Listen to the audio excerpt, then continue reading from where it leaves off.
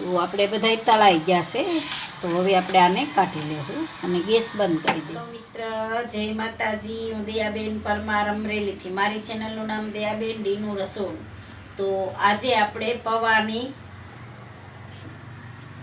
પૌવાના આપણે રોલ બનાવશું. તો આ રીતના પૌવા આવે એ આપણે લેવાના છે અને આપણે આ રીતે બટેટા સુધારી લીધા છે નાના નાના. તો આને આપણે ક્રશ કરવાના સામનામ કાચા. અને 4 થી 5 ચમચી આપણે ચણાનો લોટ લીધો છે. થોડુંક આપણે ધાણા જીરું લીધું છે, આખું જીરું. થોડુંક લસણ લીધું છે, 2 મરચી સુધારી લીધી છે, 1 ચમચી આપણે ચટણી લીધી છે, અડધી ચમચી હળદર લીધી અને ધાણા લીધા છે ને થોડીક આપણે હિંગ લીધી. સ્વાદ પ્રમાણે મીઠું લીધું છે અને આ આપણે તેલ લીધું છે. તો પહેલાં આપણે આને ક્રશ કરવાના છે બટેટાને.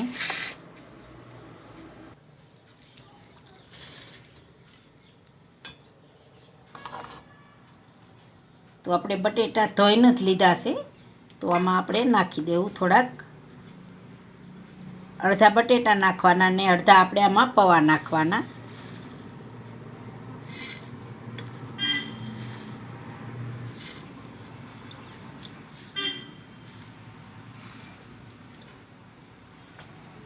ને આપણે આ લસણ નાખી દેવું.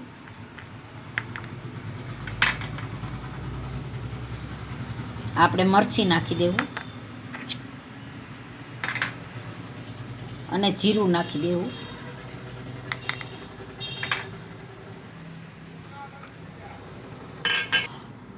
તો થોડુંક આ પાણી નાખશું આપણે આ બટેટાનું સારું છે, 2 ચમચી જેટલું. તો આને આપણે મિક્સરમાં કાઢી લેવું. તો આને આપણે પીસી લીધું છે એકદમ સરસ. તો આને આપણે એક બોલમાં કાઢી લેવું.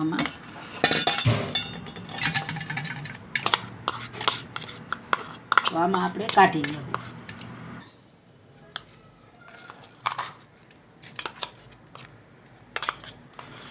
આમાં આપણે પાણી માપે નાખવાનું, એટલે આ રીતનું પીસવાનું આપણે રોલ વળે એટલે.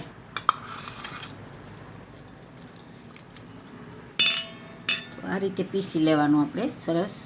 તો બધું આપણે આને પીસી લેવું. તો એમાં આપણે 3 ચમચી ચણાનો લોટ નાખી દેવું. પછી જરૂર પડશે તો નાખશું, 3 ચમચી અટાણે આપણે નાખ્યો છે. અને સ્વાદ પ્રમાણે આપણે આમાં મીઠું નાખશું.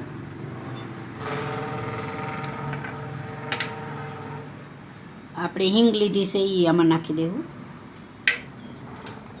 અને હળદર નાખી દેવું.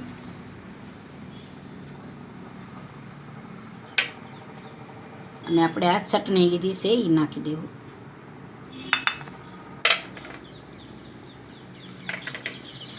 અને આપણે આ ધાણા લીધા છે એ નાખી દેવું.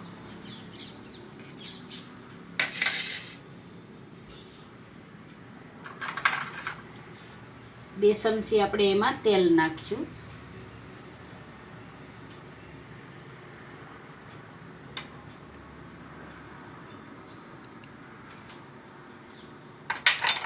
હવે બધું મિક્સ કરી દેવું.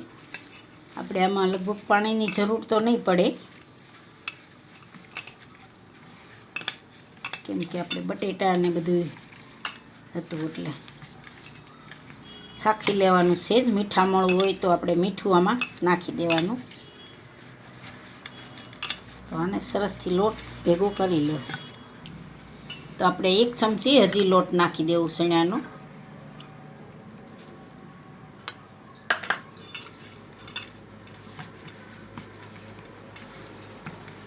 જો આ રીતનો આપણે લોટ રાખવાનો છે. આપણે ચાખી લીધું, મીઠા મોળું નથી. આ રીતે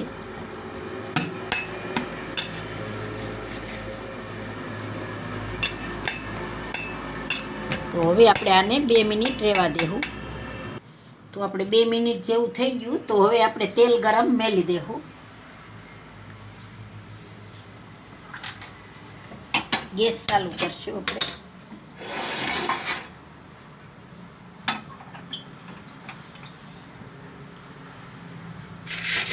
આપણું તેલ ગરમ થાય તો આપણે રોલ વાળી લેવું છે, તેલવાળા હાથ કરીને.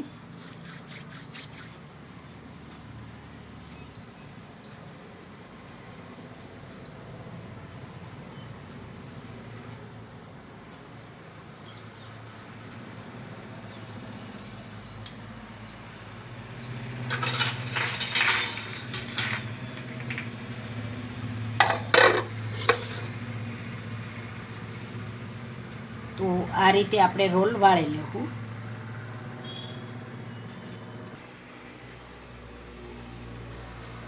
તો આપણે આ રોલ વળી ગયા છે.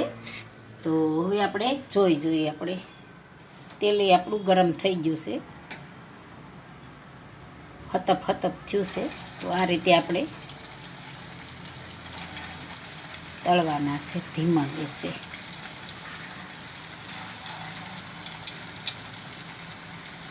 બસ 11 બન્યા છે આપણે એક વાટકામાં.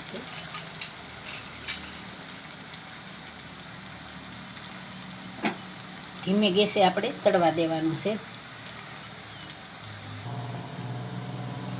તો હવે આપણે આને ફેરવી લેવું.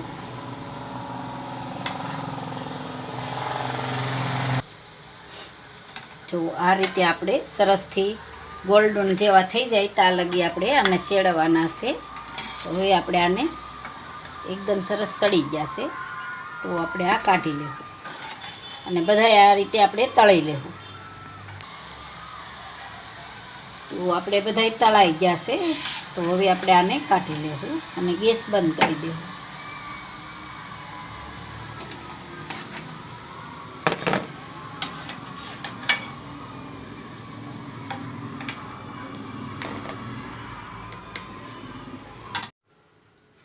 તો તૈયાર છે આપણા રોલ. તો આપણે સર્વ કરી લેવું. એકદમ મસ્ત બને છે રોલ.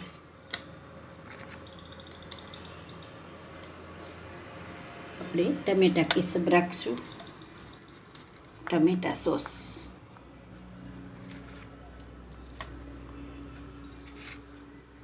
એક આપણે જોઈ જો મસ્ત બની ગયા છે. તો તૈયાર છે આપણા પૌંઆના રોલ.